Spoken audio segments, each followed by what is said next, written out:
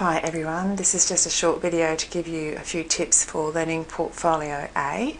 Now, as you'll see, this is due at the end of week 5 and this is your first written piece of assessment for preparation skills for university. Now, there's nothing difficult about this at all. It's just really a matter of keeping up week by week and making sure that you complete all the readings and activities for each of the modules. So Learning Portfolio A is based on modules 1 to 4, and you will see that there are a series of questions that are like the summary or overview questions for each of those modules, and those are the ones that you respond to and hand in for your first piece of written assessment. So these are not the workbook activities. As you're going through your study guide, you will be pointed to a number of workbook activities, and sometimes you'll even have to complete things online. And the idea of that is that you complete all of those activities and keep them somewhere where you can find them easily again, because those responses, the workbook activities, are going to help you with those assessment questions, which are the ones in Learning Portfolio A. Now, it's not an essay, so there's not an introduction or a conclusion.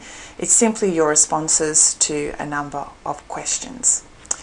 So let's just take a peek at Moodle and see what resources are available for us here. And also, you will have to go to Moodle to actually submit this assignment. So you have to come to Moodle there at some stage. Now, just again to point out that that course profile is located under the information block, and it's really important that you always use that as your starting point for assessment. You'll see, for example, that there's an overview of assessment and how much each piece of assessment is worth. You'll see also that there's that weekly schedule, and again there are reminders and details of when things are due. And then there are some descriptions of each of those assessment tasks. Now, the University Awareness Quiz we've already talked about in another video, and that has to be completed by end of week 3. The first written piece of assessment is Learning Portfolio A, and that's due at the end of week 5. So there's some really important tips here, and it's important that you read all of that information. You can write in first person for this, so you can say I, me, myself, because you are reflecting a lot on who you are as a person, as a learner, your strengths and weaknesses and all those kinds of things, so it's pretty hard not to write in first person. This will also tell you what the word length is, and you'll see it's between 1,000 and 1,500 words. That's a fairly broad range, and the reason for that is that some people will find it really hard to contain themselves to the 1,500 words. They'll have a lot that they want to share, and other people might find it a little bit difficult and really struggle to even come up with 1,000 words. We also say that you can go 10% over or under the limit. So in this case it's a bit unusual because we've already given you a range, but I would still say that you can write a bit more than the 1,500 words. That's not going to go against you too much. 10% over. I wouldn't write too much under 1,000 though, because I really think to get the kind of depth that you need for these answers that you should write at least 1,000 words. And we are not including the wording of the questions, of course, in that, just the wording in your responses. It also directs you to the Moodle site because there is further detail there as well. And it tells you to please not to upload this as a PDF file. When you do write your learning portfolio, please just upload it as a Word document. It doesn't work very well for us in this subject for you to upload a PDF file. It makes it really hard for us to give you feedback. So please leave it as a Word document. So look, I'll leave you to read through all the detail there, but that's always the first document that you should go to for assessment. Now, at the assessment block here, you will see that there is further information. Some of this is duplicated in the course profile, but this particular document here will be important because that's the assessment detail. And again, some of this is the same as what was in the course profile, but the part that's really important are the questions for each of the modules. And you'll also see that there's a guide for the word length. Now that's just a guide for how many words you might like to allocate per each module. Otherwise you can have a situation where people get carried away and they write heaps for the first 2 modules and then realise they don't have much room for the last 2. And really speaking, modules 3 and 4 probably have a bit more to them, so you definitely shouldn't go lightly for those. So that's just a guide, but what really matters is the overall word count for this. Now you will also see in there's part C of module 2, which requires you to upload that assessment planner, and that can be uploaded as a separate document, or you could cut and paste it if you wanted to, and you could just put it at the end of your learning portfolio. But it's this one here, which you've hopefully seen by now already. Please make sure that you put your name at the top. And then these other columns, you'll see that there's one for prep skills, PSU, but there are other columns there for you to write in your additional subjects and what assessment items you have due and when. So it's up to you if you want to make it colourful, if you want to change the formatting of it, reduce the number of columns. If you have that technical know-how, go right ahead. If you would prefer to just print it out and write down those assessment items and then scan the document and send it to us that way, upload it as a separate PDF document, that's fine too. It's the learning portfolio itself that must be as a Word document. So the other part I want to point out to you about that detail is the assessment criteria, because this is how you'll be marked, and it's a really good idea to make sure that you are aware of what the assessment criteria is. So you'll see that basically we're going to be marking you on each of the responses for those questions, but the overriding criteria here is the depth of thinking that you show us, and that you are referring all the time to specific concepts that you've learnt about in those study guide modules. So show off your learning, show the evidence that you have engaged with this by referring to the specific concepts that we've been talking about in this course. Now, the way to get extra depth is to make sure that you really explain what you mean carefully. Don't make vague statements. And if you're offering an opinion of one kind or another, give us reasons for your answer. So if, for example, you're disagreeing with something to do with the learning styles inventory, you don't quite agree with the outcomes of that, that's fine. But please tell us what your reasons are for that, rather than, oh, I don't think quizzes like this work. Tell us specifically what parts of your learning style you think don't match with the profile. Give reasons for your answer. Give us examples of what you're talking about. Provide the evidence and clear explanations, and that's the way to get depth there. We don't want waffly answers. It's not academic writing as such. It is reflective writing, but that doesn't mean that you have a license to waffle and be repetitive. We expect you to write clearly and succinctly. And in fact, there is a criterion here on your communication skills. So please watch your grammar and your spelling.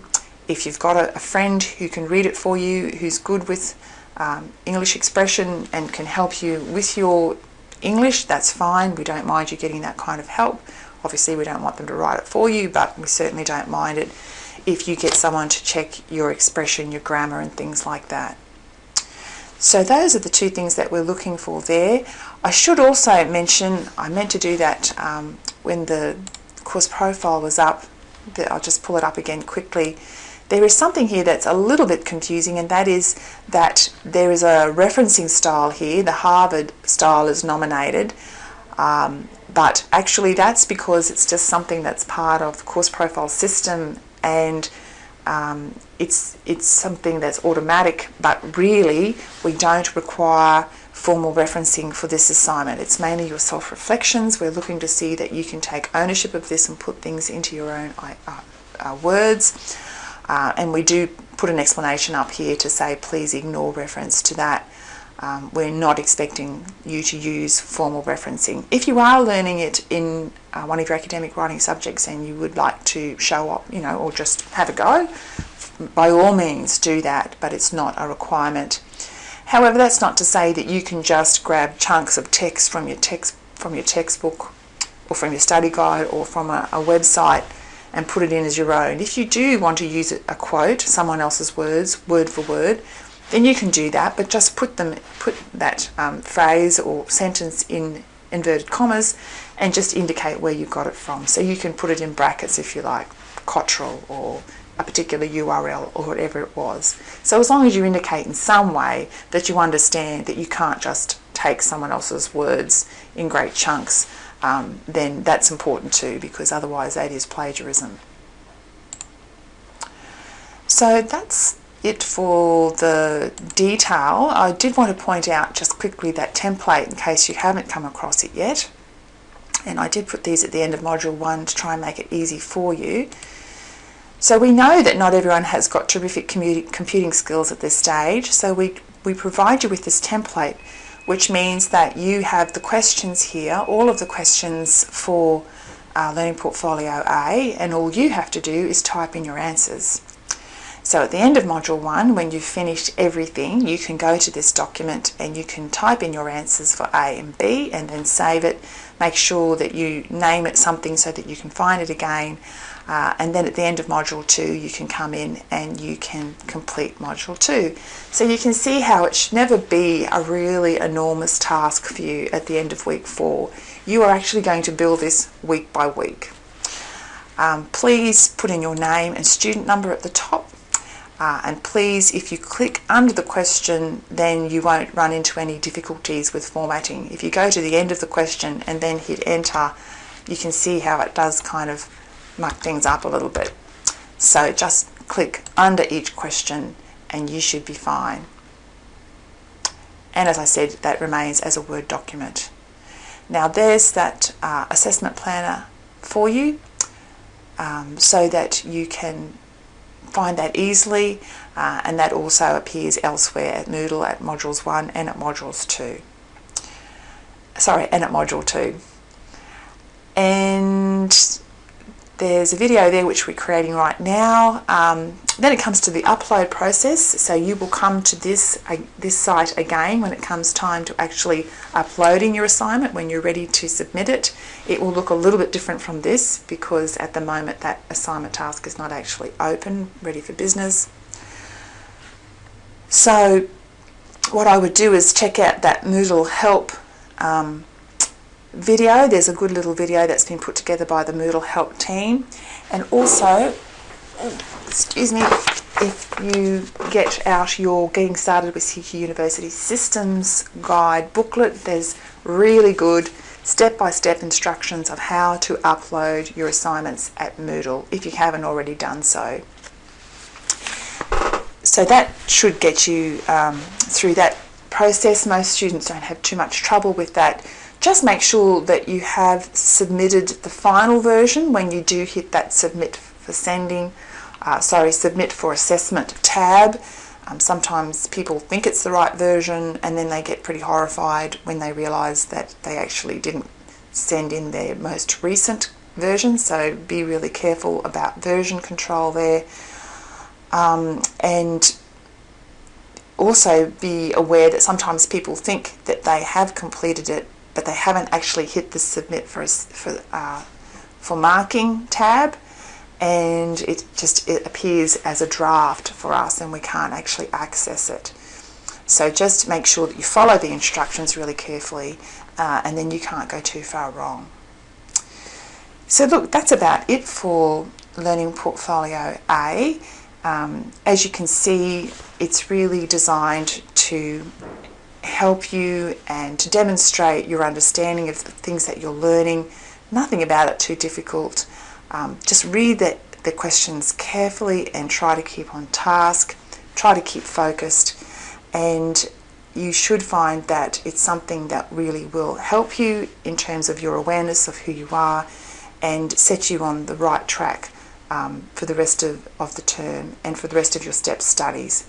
So look, that's it from me for now, and all the very best with Learning Portfolio A, which is worth 30%. When you've completed this, you will have also completed the university awareness quiz, so you will actually have done 40% of your assessment. So you will be nearly halfway there, which will be a really good feeling. So all the best with Learning Portfolio A.